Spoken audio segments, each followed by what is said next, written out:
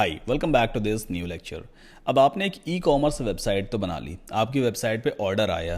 भाई जब आपकी साइट पे कोई बंदा ऑर्डर प्लेस करेगा तो आपको कैसे मालूम चलेगा किसी ने ऑर्डर प्लेस किया है, उसका नोटिफिकेशन कहाँ पे आएगा।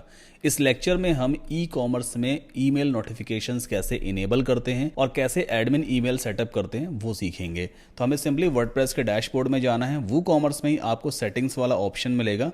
फिर से हम सेम सेटिंग्स वाले पेज पे आ गए। अब यहाँ पे आपको दो टैब दिखाई देते हैं, एक है अकाउंट्स एंड प्राइवेसी और दूसरा है emails.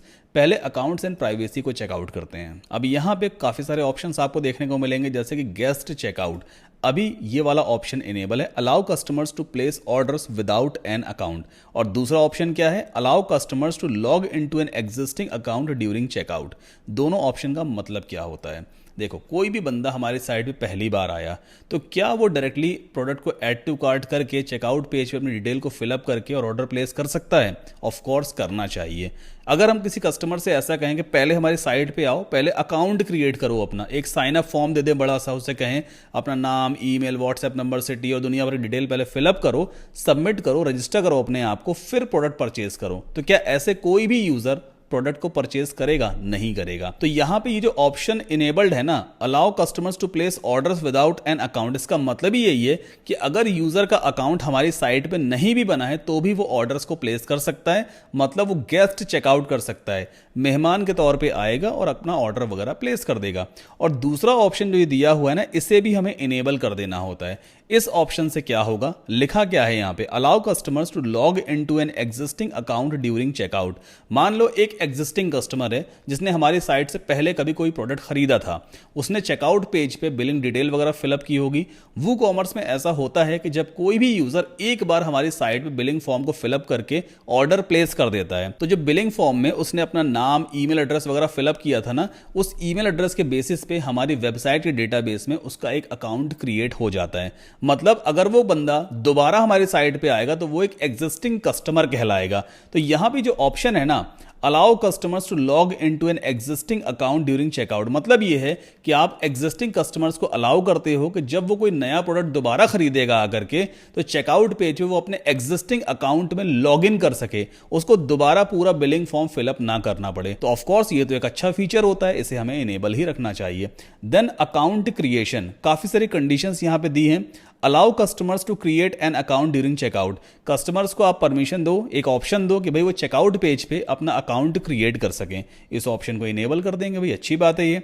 Allow customers to create an account on the my account page, customers को आप परमिशन दे रहे हो कि वो माई अकाउंट पेज पे भी जा करके अपना अकाउंट क्रिएट कर सकते हैं अगर वो चाहें तो। इस ऑप्शन को भी हमें इनेबल करना होगा।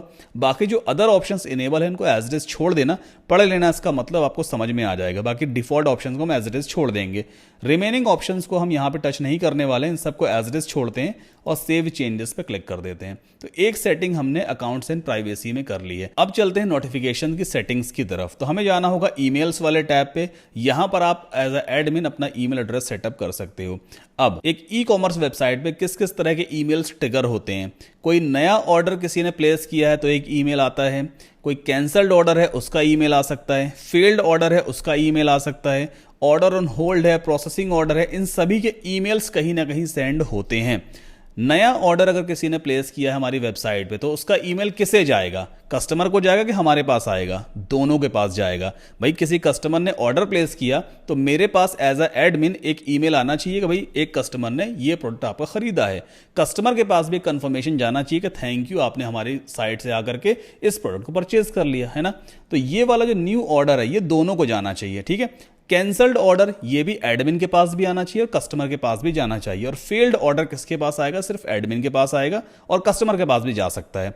अब यहां पे अभी बाय डिफॉल्ट मेरा ईमेल एड्रेस सेट है न्यू ऑर्डर में, मतलब कोई भी बंदा अगर मेरे साइट पे ऑर्डर प्लेस करेगा ना तो मेरे इस ईमेल के ऊपर एक नोटिफिकेशन आ जाएगा। अच्छा, एक चीज और है, स्क्रॉल डाउन करते हैं, यहां पर देखो नीचे ईमेल सेंडर ऑप्शंस दिया हुआ है। अब किसी ने मेरे साइट के ऊपर अगर ऑर्डर प्लेस किया, एक कस्टमर है, तो उसको एक कंफर्मेशन ईमेल जाएगा। वो ईमेल किस ईमेल एड्रेस से सेंड होगा? उसको इस वाले ईमेल एड्रेस से एक मेल सेंड हो जाएगा। फ्रॉम जो नाम है वो क्या दिखाएगा? अभी मेरा डोमेन नेम यहां पे दिखा रहा है, मैं चाहूं तो अपना नाम भी शो करवा सकता हूं, सद्दाम कासिम। जब उसको ईमेल रिसीव होगा उसके इनबॉक्स में तो उसको दिखाएगा भाई कि सद्दाम कासिम ने आपको ये ईमेल भेजा है, और ये ऑटोमेटिक ईमेल सेंड हो जाता है। यहां पर आप इसे कस्टमाइज भी कर सकते हो। ईमेल के फुटर में सब कुछ लिखा होता है, हम चाहे तो हटा भी सकते हैं, और ईमेल का बेस कलर वगैरह हम यहां से चेंज भी कर सकते हैं। ये सब हम बाद में देखेंगे, फिलहाल अब इसको एज इट इज छोड़ेंगे। सेव चेंजेस पे क्लिक कर देते हैं। अब मुझे न्यू ऑर्डर के लिए अपना ईमेल एड्रेस चेंज करना है। मैं चाहता हूं जब कोई भी यूजर एक नया ऑर्डर प्लेस करे तो एक सेपरेट ईमेल के ऊपर ही नोटिफिकेशन जाना चाहिए, और वो मैं लॉगिन करके देख लूंगा। तो यहां पे हम मैनेज में जाएंगे, एक सेपरेट पेज हमारे सामने ओपन हो जाएगा। अब यहां पर आप कोई दूसरा ईमेल एड्रेस पुट कर सकते हो। एग्जाम्पल के तौर पे 14daysclass@gmail.com, एंड देन इन सभी बॉक्सेस को एज इट इज छोड़ेंगे, सेव चेंजेस पे क्लिक कर देते हैं। तो अब जो भी नया ऑर्डर आएगा ना, उसका नोटिफिकेशन मुझे इस ईमेल एड्रेस पे रिसीव होगा। इस ई कॉमर्स मॉड्यूल के एंड में मैं आपको दिखाऊंगा भी टेस्टिंग करके कि जब कस्टमर ऑर्डर प्लेस करता है तो किस तरह का ईमेल हमें रिसीव होता है और कैसा ईमेल कस्टमर को जाता है। ठीक है, तो ईमेल्स वाले पेज पे आकर के आप ईमेल वगैरह चेंज कर सकते हो। देखो यहाँ पे चेंज हो गया ईमेल। सिमिलरली अगर आप कैंसल्ड ऑर्डर का ईमेल किसी और ईमेल एड्रेस पे सेंड करना चाहते हो तो आप सिंपली मैनेज में जाना, वहां पे ईमेल एड्रेस को अपडेट कर देना। आई होप आपको समझ में आया होगा। अब एक सवाल माइंड में और आता है, क्यों ना नोटिफिकेशन हम व्हाट्सएप पर रिसीव करें? क्या कोई ऐसा तरीका है कि जब कोई भी यूजर हमारी वेबसाइट पे ऑर्डर प्लेस करे तो नोटिफिकेशन व्हाट्सएप पे आ जाए? बिल्कुल ऐसा पॉसिबल है। आगे मैं आपको एडवांस ई कॉमर्स मॉड्यूल में यह भी सिखाऊंगा कि आप कैसे ऑटोमेट कर सकते हो सारी प्रोसेस को।